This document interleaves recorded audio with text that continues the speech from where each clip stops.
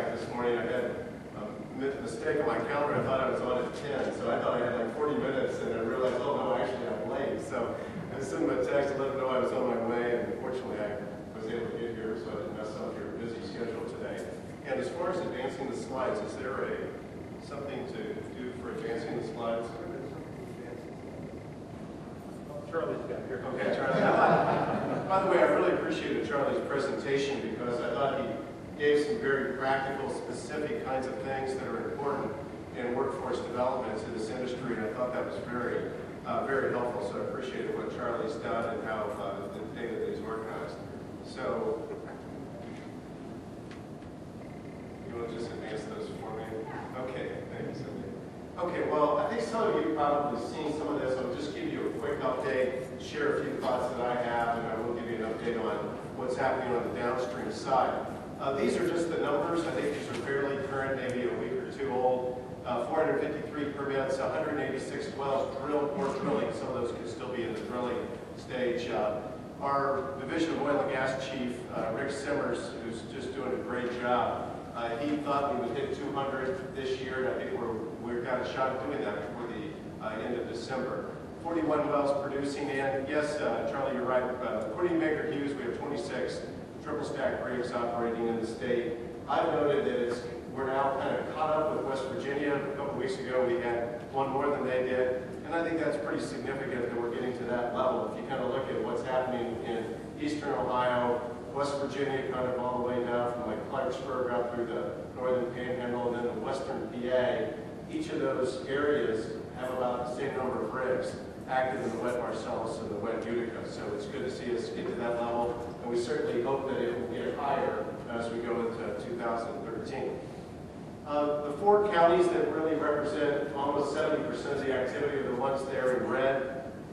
Other counties are starting to get more active, and if we still are in the early stages, we certainly, as Dr. Chase will tell you, the companies have done a good job of really understanding the wet gas window. A lot of work to do on the oil window. But these four counties are really the heart of it right now, but we are seeing other counties starting to have increased activity as well. The companies that are most active, you know these names, so all of you that have been tracking this. Certainly the top four there have been the ones that are really kind of leading the wet gas play. I think what's interesting to note is that the majors are really just getting started with their first wells, test wells, and things like that. It'll be very interesting as we go into next year to see what these four companies, the majors, do as a result of the wells that they're just starting to drill now into play. So, but that's kind of the players that we have at the exploration and production side. So if we could go to the next slide.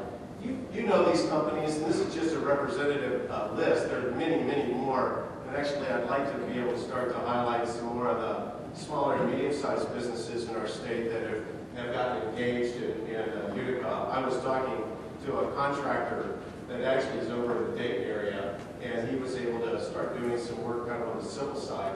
And then he did such a good job, the company asked him to expand his business and do some work for him in Oklahoma. That's a great story for Ohio to see an Ohio company, break into this market, do a great job, and then actually start to do that same business even in other states. And I think that's going to be true for a lot of our companies.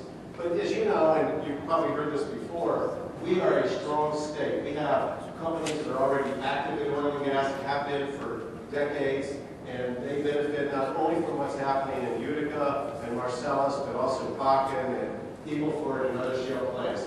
So we have to look at this of building our industry not just for what's happening in our own state, but also positioning ourselves to provide products and services to an industry that is across this country and then also global. And these are some of the great companies that we have, and it's just a representative list. So let's go to the next slide. I wanted to take a couple minutes to talk about the midstream. This is critical of the wet gas. As you know, if we don't take the liquids out from the methane gas, then we can't keep producing. They can't go into the interstate pipelines. There's limits on how much blending you can do. So we now have M3 Midstream just recently updated their numbers. You can see there that we have $2 billion.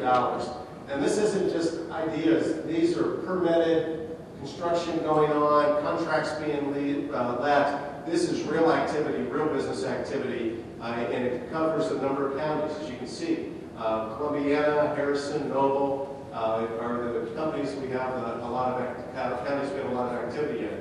NiceHorse is also going to have a project. There are others. There are other midstream companies that are very interested. I think what they do and when they do it will depend a lot on the oil and gas companies as they drill more wells and lay out a drilling program to where they can commit their acreage to another processor. So we expect more, but I think as we look back over the last 12 to 18 months, one of the things we're most happy about seeing is this kind of investment commitment to Ohio. And what does this mean in jobs? If you look at the M3 midstream partnership, probably about 80 full-time jobs associated with that. But these are great jobs. These are operators. Really, it's like a chemical plant. They're going to operate those. So it's technicians, outstanding jobs. Also, we have probably 600 construction jobs related to the M3 midstream project. So, there's not huge in jobs, but we all know that 80 good-paying jobs, long-term jobs in our economy is a real plus, particularly to the eastern part of Ohio. But more importantly, if we don't have this investment, the play doesn't continue. Royalty checks don't get cut, and we don't keep the economic activity going. So this is really critical, and I can assure you that the regulators and the Ohio EPA and others are working very closely to make sure they do it right, but also trying to make sure that we're doing everything we can so this moves along at the pace it needs to move along so that the drilling can continue and the activity increases. Is there one more in there? This is just a summary of some of the bigger announcements that's happened in 2012. And you can see we've had announcements on the services side, Halliburton and Schlumberger being the two that have moved forward and established operations. Halliburton not too far from here. These are great to see those companies setting up operations again in our state. We think others will do the same, but they're going to kind of follow the activity. So we expect Weatherford and Baker Hughes to come along as we look ahead as more rigs move into the state. Exterran was